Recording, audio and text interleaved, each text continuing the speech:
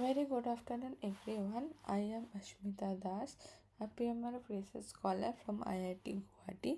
Today, we are going to solve some question which is coming in week 3 for the course BT13 Bioelectrochemistry. So, the first question is read the following three statements carefully and the activities of read the following statement carefully and then we'll choose the correct option. The first statement is the activity of an ion in a very dilute solution is close to infinity and can therefore be expressed in terms of the ion concentration. The next terms, however, ion concentration is not equal to ion activity for solution having high concentration. In order to use the Nernst equation, in such cases, experimental measurement must be conducted to obtain the true activity of the ions. So the correct options are 1 and 2 and 2 and while 3 are false. Second, all three statements are true such as 1, 2, 3. The statement 2 and 3 are false. 2 and 3 are true while the statement 1 is false. All the statements are false. So now moving to the solution of this question. The statement all pertaining to the concept of ion activity in a solution. The first one, in very dilute solution, the activity of an ion considered close to infinity, meaning that it essentially behave as if its concentration was very high. This allows us to simply calculation by expressing the activity in terms of concentration. So the first statement is correct here.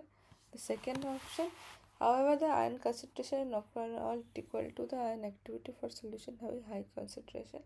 The simplification breaks down in solution with very high concentration where the ion activity can deviate significantly from its concentration due to such as ion interaction or solvent effect. So the second is also correct.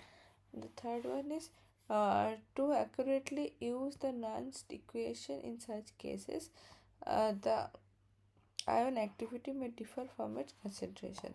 Experimental measurement are necessary to determine the true activity of the ions in the solution.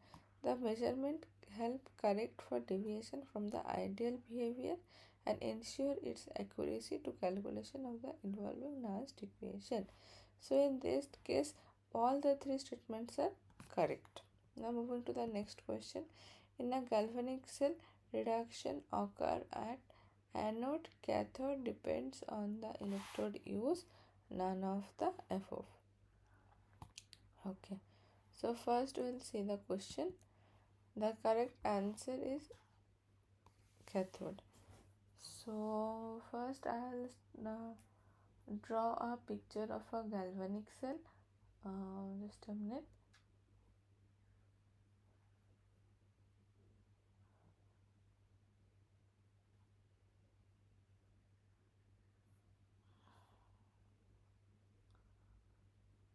Okay.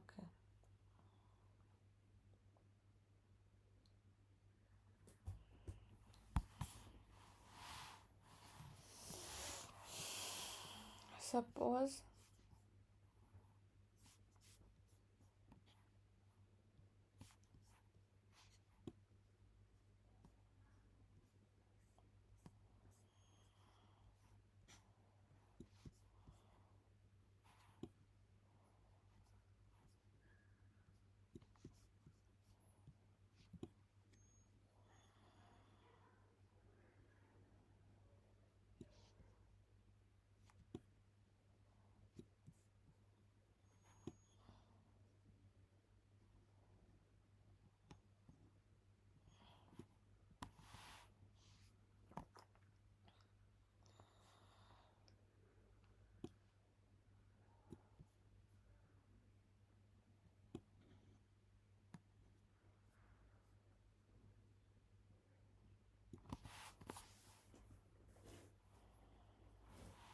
so this the galvanic cell has two electrode, and there is a membrane.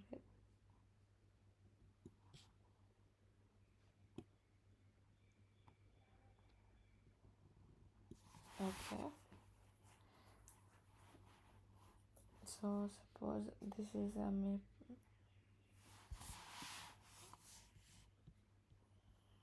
this is anode,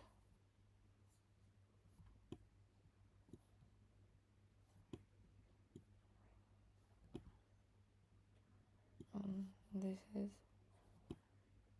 cathode. It's made up of zinc.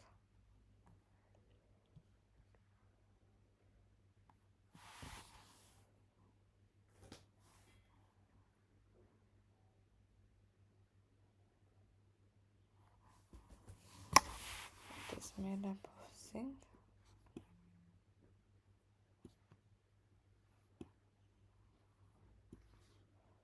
And this is made up of copper.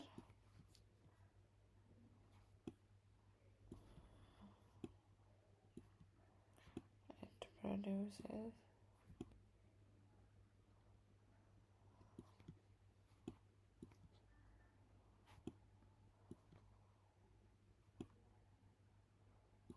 plus 2,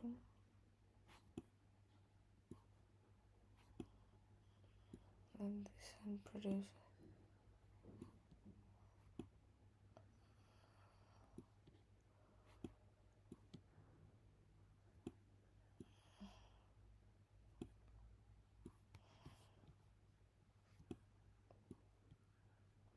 here the aqueous solution is made of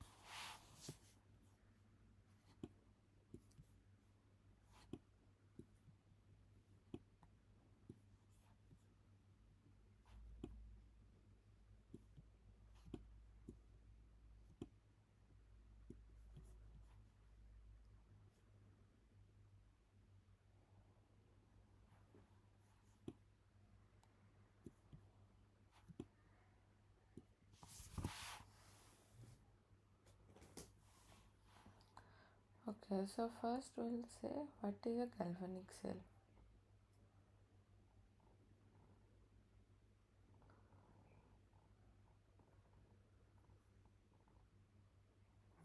So galvanic cell is electrochemical cell which converts the free energy of a chemical process into a electrical energy.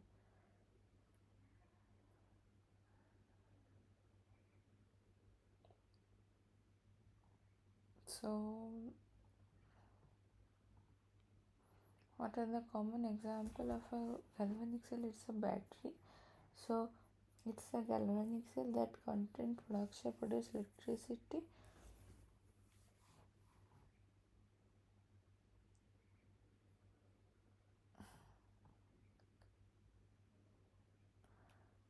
So in galvanic cell, the oxidation occurs at anode and reduction occurs at cathode. So as I see here, the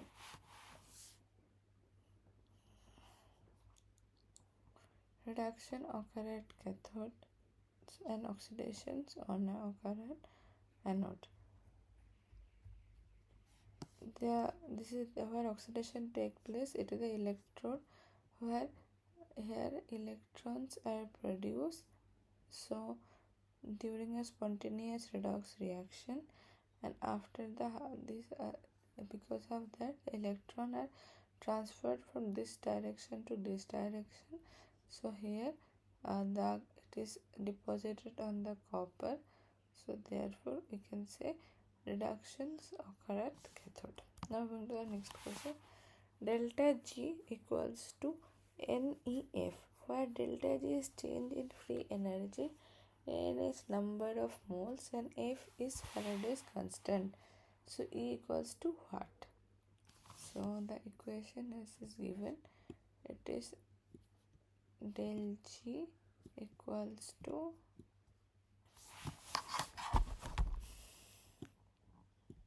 N E F. So del G gives free energy, N is number of mole, F is Faraday's constant. So E is basically the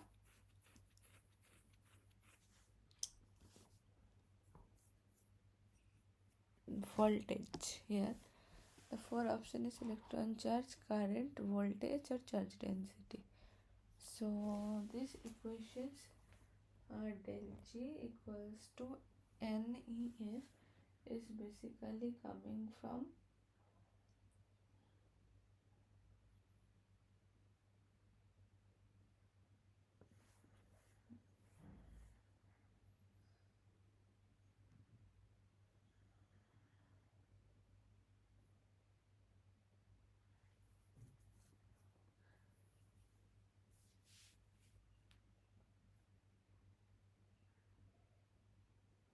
delta G basically describes the standard charge. It gives free energy. So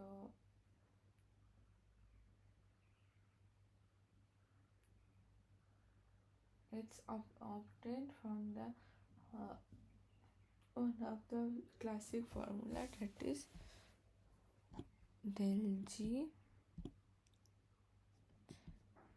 equals to del H minus T del S. From this equation is also derived.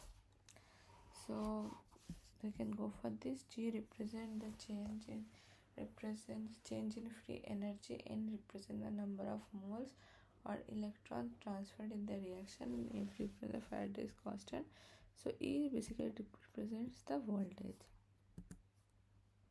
So here also the correct option is cathode. Now moving to the, if a reaction is spontaneous, if delta G is dash and E is dash. The spontaneous, there are three, we can define a reaction instead of delta G values. So there are three cases. One is if the delta G is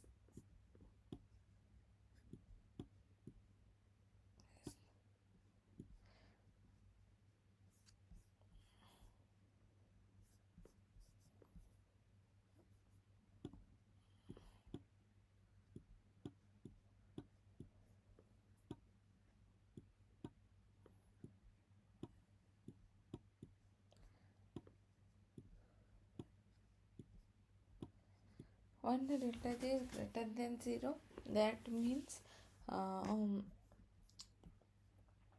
the reaction is non-spontaneous. In the case of delta G equals to 0, its reaction is a reversible reaction.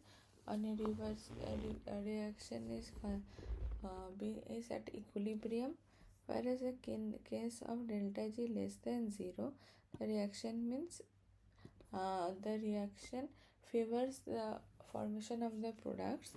So for a reaction to be spontaneous, delta G needs to be less than 0, so the delta value needs to be negative. So there are four options. One is for delta G value positive, positive, negative, negative. So here there are two possibility. The first one possibility here, delta G is positive, is no. The next option is delta G is positive and positive, that is also not true. There are two options now. One is negative and positive, another is negative and negative. Now moving to the next part, the E is what? So the delta G, the formula of this is delta G, For a spontaneous reaction, the delta G is equal to N E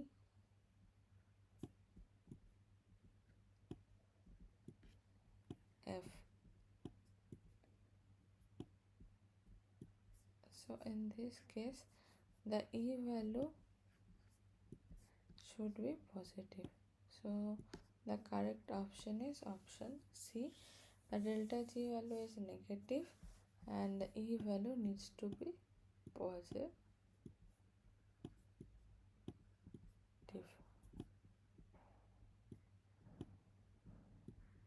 Now moving to the next question. Question number 5. In a nerve cell, when a nerve cell is at rest, dash and dash cannot pass across the membrane of action, but dash can flow across the membrane from cell interior to exterior. As a result, a dash potential exit across the action membrane. So there are 4 options. The first one is potassium ion, chlorine ion, sodium ion, and the positive. So that means when the nerve cell is at rest, a potassium ion and chlorine ion can pass across the membrane of the axons, and but dash can flow from the membrane from the cell interior to the exterior. As a result, dash positive potential is maintained across the membrane. So usually there are pump are present in the human body that help the transfer of the two ions, that is sodium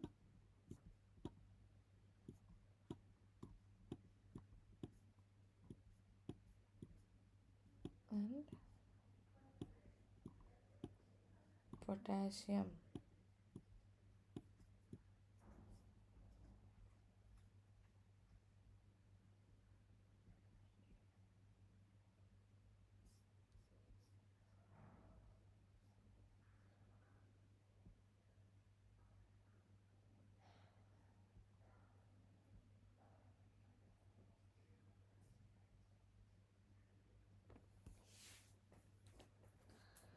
Thus, nerve cell dash cannot pass across the membrane, but dash can forward from the cell exterior to interior. So for this question, we'll study a little bit about the charge transfer across the nerve. Charge transfer across the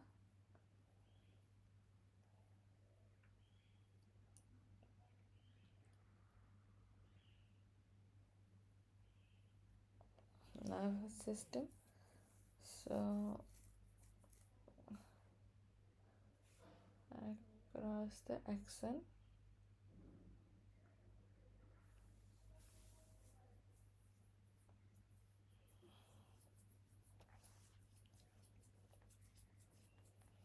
so the action potential, which is also known as the membrane potential, action potential travels to the axon.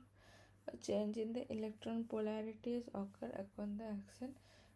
It's basically the transfer of the sodium and potassium gated ion channels open and close as the membrane reaches its threshold potential.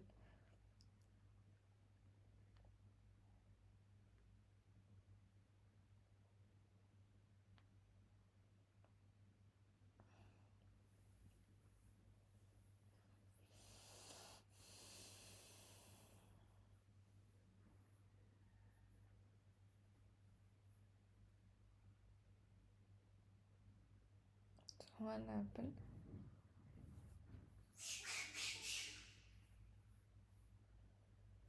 Action potential are generated by a special type of voltage gated ion channels.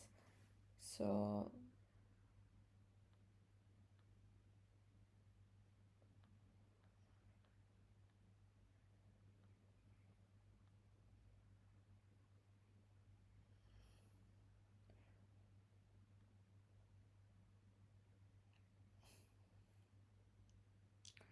when the nerve cell at rest, the sodium and potassium cannot pass across the membrane, but the chloride ion can flow across the membrane from the cell interior to the exterior. As a result, the negative potential is existed across the membrane. The resting membrane potential refers to the electrical potential differences across the axon membrane of a neuron when neuron is not actively sending a signal. The potential differences occurs due to the unequal distribution of ions and across the membrane, with more potassium ion inside the cell and more sodium outside the cell. This creates a negative charge inside the cell relative to the outside and typically around -70 millivolts in neuron. Now moving to the next question.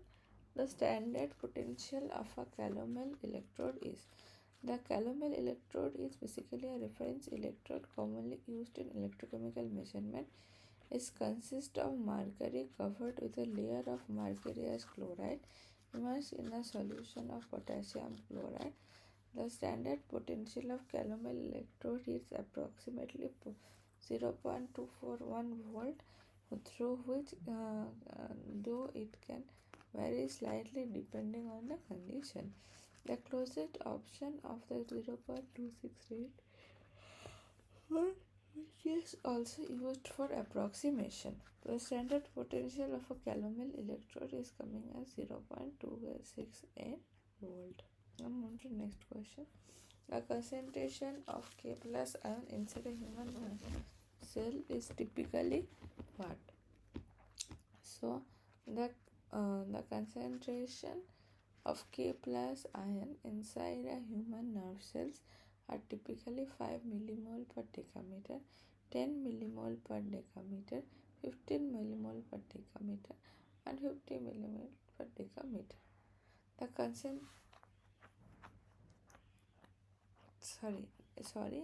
my bad. The first option is 5 millimole per decimeter, 10 millimole per decimeter, 15 millimole per decimeter, and 150 millimole per decimeter.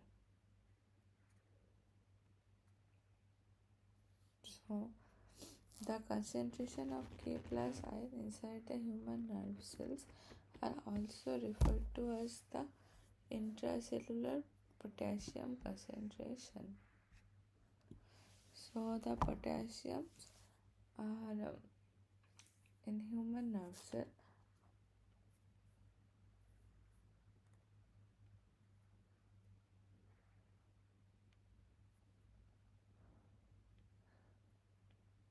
what do you mean by intracellular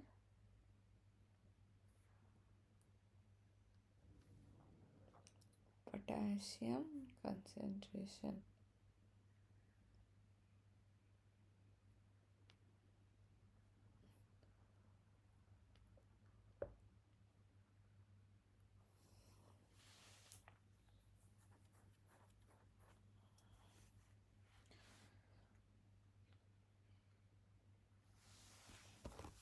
So if I go for the potassium is the positively charged. The intracellular potassium concentration is around 150 millimole per decimeter.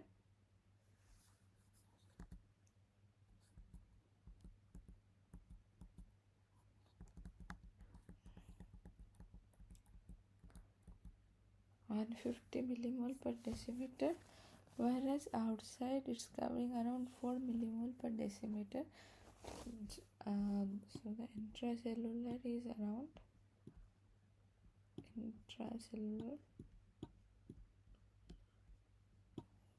ICK plus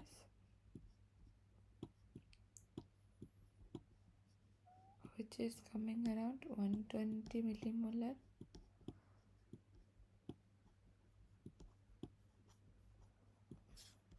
The next one is outside the cell, that is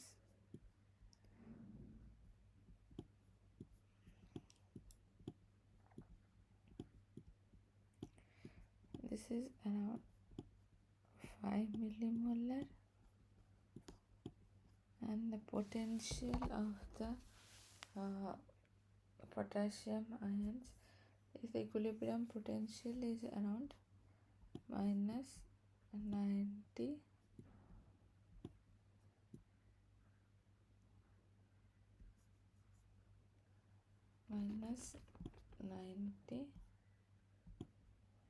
millivolt.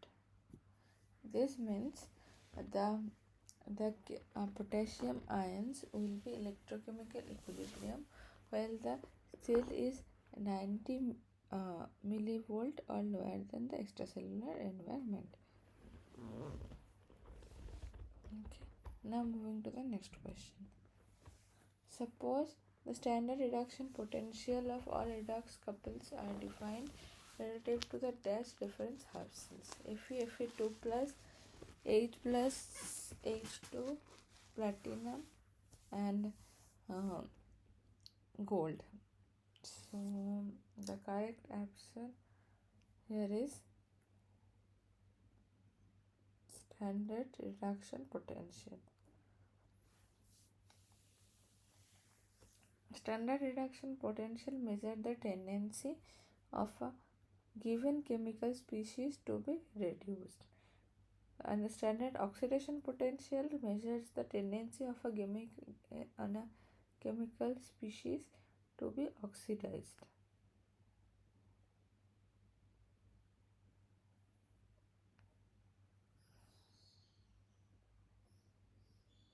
So in the process of reduction, as we know, the gain of electrons are occurred, and therefore the tendency of gaining electrons is also known as reduction potential.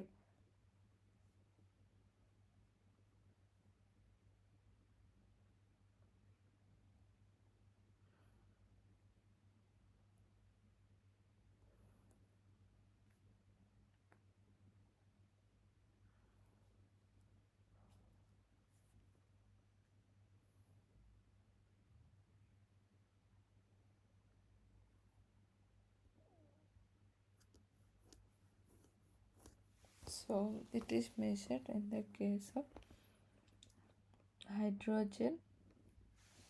So the standard reduction potential, also known as standard electrode potential, is a measure the tendency of a species to gain electrons and undergo reduction under standard condition.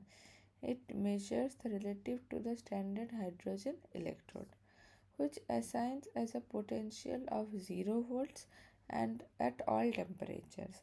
The standard reduction potential is typically denoted by the symbol of E naught. For example, standard reduction potential of the half reaction, that is Zn2 plus 2 electron equal to Zn, is 0.76 volt.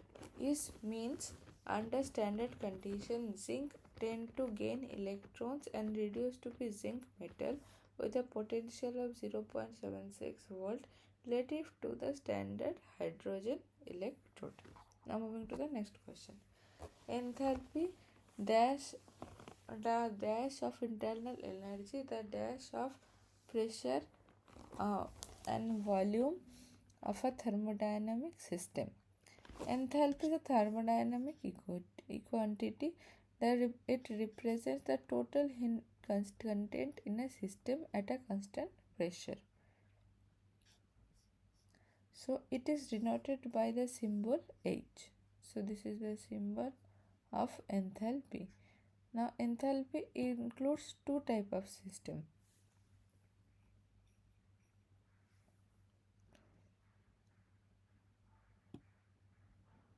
One is the internal energy of a system as well as the work done. So it can be mathematically expressed. The internal energy is represented as U, or work done is basically represented by the multiplication or the product of pressure and volume. So suppose if I go for a system,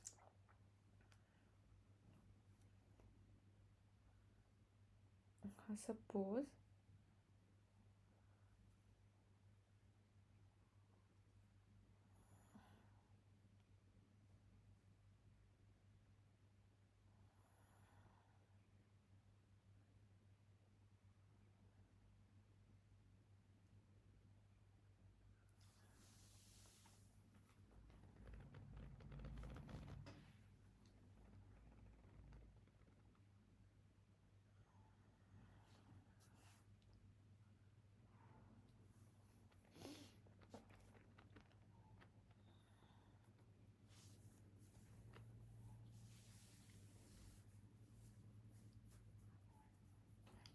suppose we considered as a chamber which is filled of gas. So if we calculate, suppose there is a chamber which is filled of gas, and we are going to calculate the enthalpy. So at a constant pressure, putting a particular pressure, and we calculate the enthalpy of the system. First, there is a two type of energy. One is the which is obtained because of the change in the internal energy, that is comes as U, and the second is obtained the work done, that is the pressure into the volume which is created inside, that is known as this is the work done, right? So enthalpy is particularly useful in chemical thermodynamics, where it helps to describe the changes in energy in a chemical reaction occur at constant pressure. Now moving to the next question. Multiplying a half reaction by any number does not change the value of this. The first one is the enthalpy, entropy, bond energy, and standard reduction potential. Multiplying a half reaction by any number does not change the value of the standard reduction potential. Now we can take an example here. Suppose let's take a half reaction, that is Cu2 plus 2e electron, that is converted to copper metal. Now the standard reduction potential of this half reaction is 0.34 volt. Now multiply the any number, that is 2Cu2 plus 4 electron equals to 2 copper. The coefficient have changed, but the fundamental reaction will still the same, representing the reduction of two copper ions to form copper atoms. Despite the coefficient is being different, the standard reduction potential of this reaction is 0.34 volt. Therefore, multiplying the half reaction with any number does not change the standard reduction potential.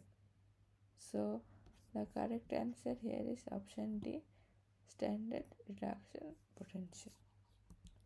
Okay, thank you everyone. We'll meet for the next session.